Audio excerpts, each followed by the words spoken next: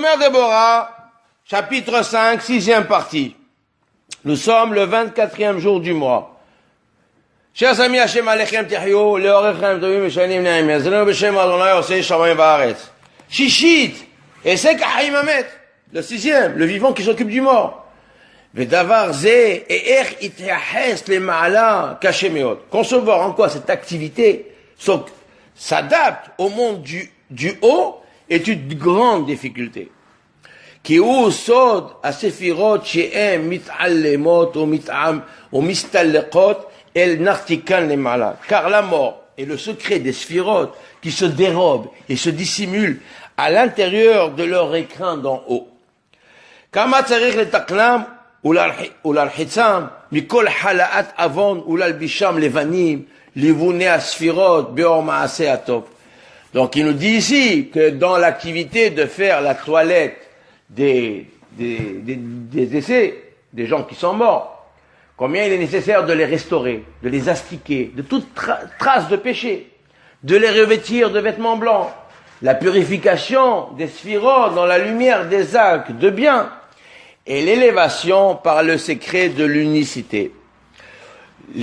Ul-arhitsam mikol halat avant, ul-albisham levanim, livune asphirot beor hamaaseh atov, le'alotam besod echad, ul-kashram lemala, les relier au sommet, ul-aset otam ala katef, après on les porte sur l'épaule. Alors il nous dit ici, il est dit au sujet du condamné à mort, tu ne laisseras pas son cadavre sur le gibet pendant la nuit, mais tu auras soin de l'enterrer le jour même. Car c'est l'offense du Seigneur qui est suspendue. L'otali nivlato alaet, qui kavor tikberenu bayomao, qui kelelat elohim talou. De ce verset, nous apprenons l'obligation d'enterrer les morts. Il faut le mettre en terre, car c'est une offense de ne pas le faire.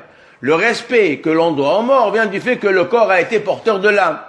Et si on lui manque de respect, cette humiliation rejaillit sur l'âme, qui est une part, c'est une part de Dieu. Nos maîtres disent, celui qui souffre, un souffle de ce qui est contenu en lui. Il est fait un parallèle entre le corps et l'âme. Entre le corps et l'âme de l'homme et le parchemin et les lettres du Sefer Torah. La sainteté du parchemin, après que les lettres se soient effacées, est due au fait qu'il a été le support de la sainteté de l'écriture. C'est le Sofer qui confère au Sefer Torah sa sainteté. Avant d'écrire, il doit déclarer Leshem Kedushat Sefer Torah, ou bien Leshem Kedushat Hashem. Quand il écrit, il sanctifie par sa parole l'écriture qu'il est en train de faire. Le parchemin dont l'écriture s'est effacée doit être enterré, car la sainteté est imprimée en lui. Elle ne peut en aucun cas le quitter. Le reste sur le parchemin, il reste sur le parchemin les traces des lettres. C'est ce qu'on appelle Hevala Degarmi. Ou le réchimo, la trace. C'est comme la source de vie, la trace de vie qui reste dans le squelette, qui va lui permettre après de ressusciter. Le passage, la mort n'est que le passage d'un monde à l'autre. Les lumières de vie ne peuvent mourir. Elles s'élèvent du corps pour atteindre une autre dimension. Elles se dérobent et se retirent de la matérialité. Cependant, Adam, en fautant, a fait pénétrer en lui le venin du serpent. C'est pour cette raison que le corps doit se décomposer dans la tombe, et afin d'éliminer la partie négative, le venin qui est la Zohama qui est en lui.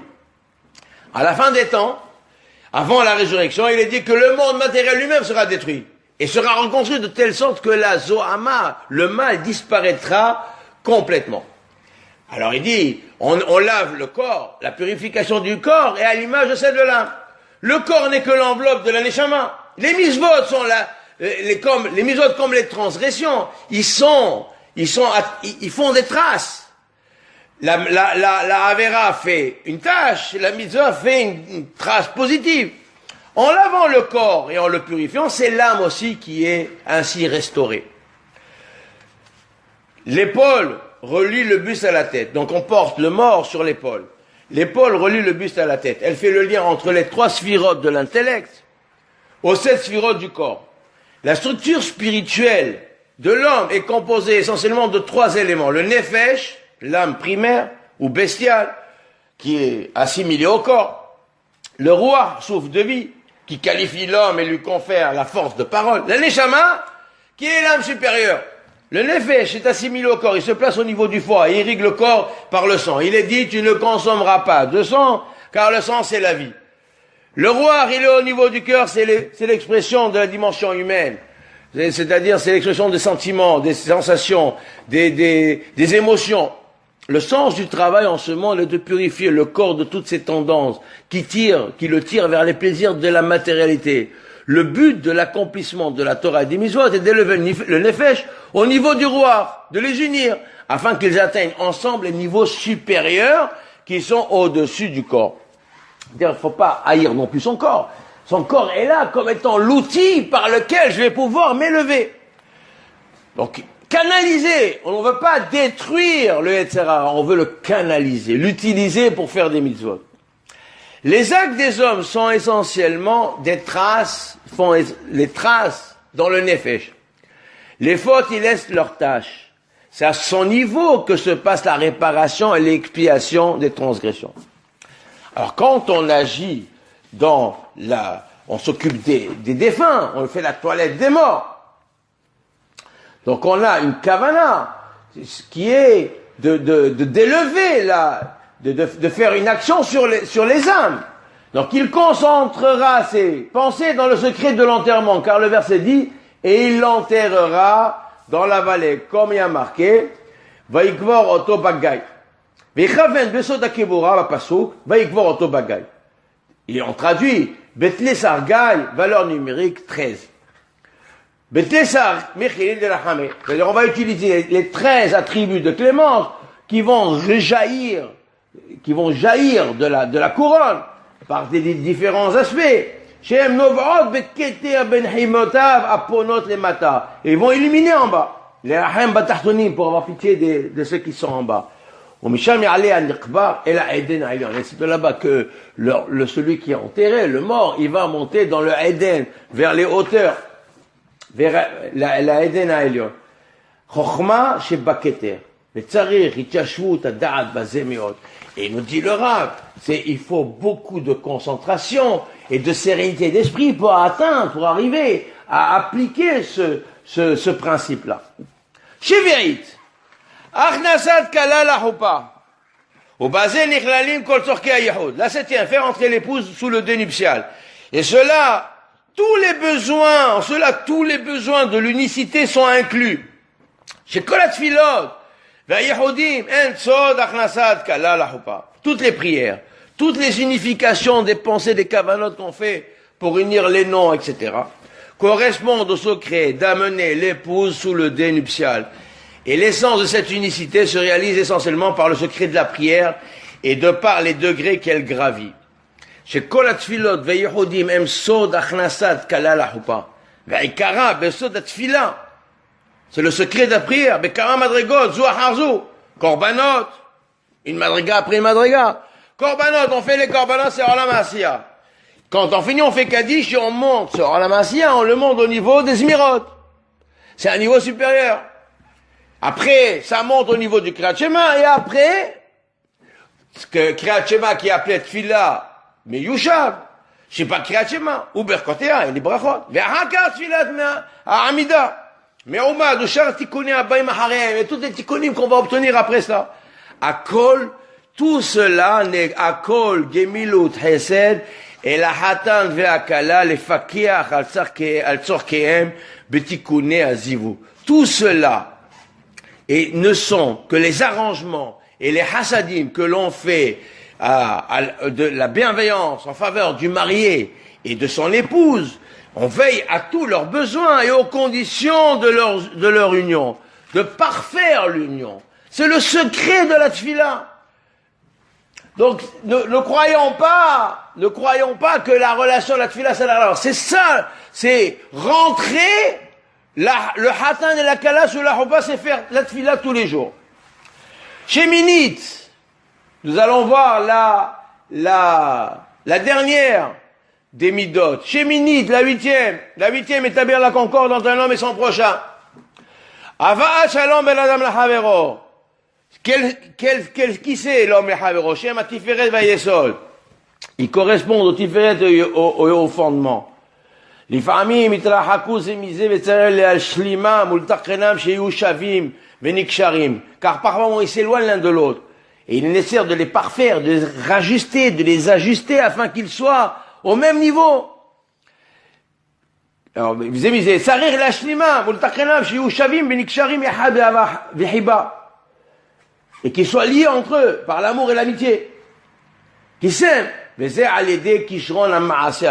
se réalise par l'acte de la qualité de l'acte de bien. Le Rav ici conclut le premier chapitre, ce chapitre-là, 5e chapitre, de Hesed par le Shalom. Car il est le récipient indispensable pour contenir la bénédiction, comme nous disent les maîtres. Amar Rabbi Shimon ben Halafta. Lo matzah, Akadosh Baruch Hu keli mahzik beracha ela shalom. Akadosh Baruch Hu n'a pas trouvé un récipient pour contenir la bénédiction. Et là, le shalom. Le mot shalom, ça veut pas dire la paix. Il veut dire bien plus. C'est l'harmonie parfaite entre les individus. C'est la concorde. C'est la perfection dans la relation humaine. Donc, c'est de même, c'est l'essence même du nom de Dieu. Dieu, il est propriétaire de ce monde. Il est dit, un monde de bonté se construira. Olam Hesed Ibane. Le verbe est au futur. Ibane. Comme pour nous dire que ce monde est en construction. Les hommes doivent construire ce monde par leurs actions. Quand tout va pour le mieux, que les flux passent de l'un à l'autre, nous disons que les individus sont face à face. Leur relation est totale. La face traduit l'intériorité de la personne. C'est la situation idéale. Cependant, quand les relations se détériorent, et s'enveniment, alors se diminue, les flux se diminuent. Alors nous disons que la relation elle est dos à dos, ahor ve ahor. Cette situation précède la coupure. Quand on se donne le dos, chacun s'éloigne de l'autre pour ne plus se retourner. Cela traduit l'égoïsme, l'éparpillement, la séparation, l'individualité. Chacun prend le pouvoir, lui, chacun pour soi. C'est alors que le Seigneur, Akadosh Baruch Hu, dont le nom est Shalom, s'éloigne de ce monde et livre la destinée des hommes aux aléas de l'histoire. Comme il est dit, c'est le hasard qui gère le monde alors. On ne sent plus la réelle présence d'Akadosh Baruch Hu dans ce monde. Et ça, c'est formidable. וכאשר חזום יש איזה פגם של העוון בעולם, אז יש שנאה נגדית בין החוכמה והבינה. Et quand il y a un désaccord, alors parfois la chokhma et la bina se détachent. Comme il est dit ici, וכאשר חס ושלום יש איזה פגם של העוון בעולם, אז יש שנאה נגדית בין החוכמה והבינה. או בין החסד והגבורה, או בין היצר וההוד. צריך להכניסם שלום ביניהם, il faut faire le shalom entre ces séphirotes-là. והבאנו הבאת שלום בין אדם לחברו. C'est ça le sens profond de faire le shalom, la concorde entre les hommes. Le tiferet se situe au niveau du buste. Le Yesod en est le prolongement, c'est le membre. Comme il est dit, et Yaakov, et l'autre de Yaakov, Yosef. Yosef, c'est la suite de Yaakov. Ces deux-là ne font qu'un. Si l'un tend à la droite et l'autre à gauche, donc ils se séparent, c'est pas bon. La nature du Tiferet est de distribuer les flux, de les dispenser avec abondance. Celle du Yesod est de réduire ces flux, afin de les canaliser vers le Malchut, avec parcimonie. Il convient alors d'établir une intelligence et une entente entre eux, de manière qu'ils soient d'accord, que ça marche entre eux. La discordance causée par les fautes, les transgressions, construisent un écran entre les sphirotes. Les mauvaises attitudes comme l'orgueil, la suffisance, l'indifférence, l'égoïsme, etc., détachent les sphirotes les unes des autres. Et c'est alors que l'abondance se restreint et la bénédiction se fait rare, chas v'shalom. Agir pour l'apaisement entre les individus, calmer les contrariétés, remettre chaque individu à sa véritable dimension. Chacun est d'une telle importance. Chacun est primordial. Chacun, ne serait-ce que le plus insignifiant, est un monde à part entière. Mais attention, l'autre, celui qui est en face de nous aussi. Ton sang n'est pas plus rouge que le sang de l'autre. Vechidamar didar tsumakve, ton sang il est plus rouge que l'autre. La leçon de vie essentielle qui doit être enseignée dès le plus jeune âge est le fondamental de l'existence, apprendre à faire des compromis. Rabbi Eliezer, Beno shel Rabbi Yossi à Galilée, il dit, il est interdit aux juges de faire des compromis dans un tribunal entre ceux qui réclament la justice. Ils réclament la justice, alors fais-leur la justice. Et celui qui encourage ce genre d'arrangement est qualifié dans le verset de spoliateur, blasphème, outrage à l'Éternel. Moshe disait, Yikov adineta, que la stricte loi transperce la montagne. Comme il est dit, Amishpat Elohimu, la loi appartient à Dieu. Cependant, pour Aaron, il est dit, il aime la concorde et poursuit la paix, pour l'établir entre les hommes. Comme il est dit, une Torah de vérité était dans sa bouche. Torah temed haïta bepiou. Aucune iniquité ne s'est trouvée sur ses lèvres. Il a cheminé devant moi en paix et en droiture. Et beaucoup, par lui, sont revenus de la faute. C'est ce que l'élève du Kohen conserve, qui sifftait Kohen Ishmerudat. Il conserve la connaissance, l'intelligence, le savoir. C'est de sa bouche qu'on réclame la chazelle. Torah mivakshu mipiou. Car qui malach Hashem tsebakotu. Car lui, il est comme un malach, comme un ange. Rabbi Yoshua ben Kocha dit, c'est un commandement pour les juges de faire un compromis. Comme il est dit, voici ce que vous devez faire. Parlez loyalement l'un à l'autre. Rendez des sentences de vérité et de paix dans vos villes. Le mot jugement sous-entend d'établir la juste loi, alors que le mot shalom sous-entend la concorde. Comment cela est-il possible? C'est contradictoire. Si je fais la loi, je vais faire le shalom, il y en a un qui va pas être content. Celui qui sera condamné à payer ne peut ressentir de paix, de concorde. Cela est possible par comment cela est possible? C'est par la méditation et le compromis. Si cela est accepté par les deux parties, c'est alors que la loi et la paix sont en harmonie. Ça, c'est une Gemara dans Sanhedrin d'Avav Amud Bet. Le Rambam tranche ainsi la halakha. Il convient au juge de proposer le compromis. S'il est accepté, ce tribunal est digne de louange. C'est ainsi qu'agissait le roi David. Comme il est dit, David régna sur tout Israël et il gouverna tout son peuple avec justice et équité. Quel est le jugement qui est d'équité? C'est le compromis. Rambam, Ilchot Sanhedrin, Perek, Kafbet, Halakha Dalet. Il y a une véritable différence entre la démarche de Moshe, qui paraît très rigoureuse, qui ne laisse aucune place à la médiation, et au compromis à celle d'Aaron, qui est à l'opposé. Il établit la concorde à tout prix. En fait, comme dit le Rambam, tout dépend des individus. Veulent-ils la paix? Et sont-ils prêts à faire des concessions, des compromis, ou veulent-ils aller jusqu'au bout de ce qu'ils pensent être leur bon droit? La médiation est prioritaire, conseillée. Elle permet de développer des qualités humaines et des vertus. Elle établit dans les cieux l'harmonie et la concorde.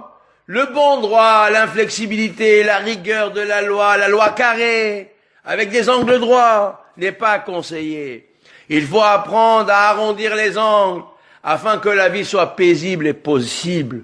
Car ceux qui agissent pour la loi et par la stricte loi, sans jamais arrondir les angles, développent dans les cieux la séphira de Gvura, qui devient dominante. Notre travail est bien au contraire de les adoucir. Comment les adoucir si on les développe? En apprenant très tôt à faire des concessions, nous développons la vertu principale sur laquelle repose tout le système de la vie. L'humilité, qui est, comme nous l'avons dit, la vertu de la couronne et l'expression de la volonté. C'est alors que le verset dit, celui qui établit le shalom dans les hauteurs, lui-même, par sa miséricorde, établira sur nous le shalom et sur tout son peuple d'Israël.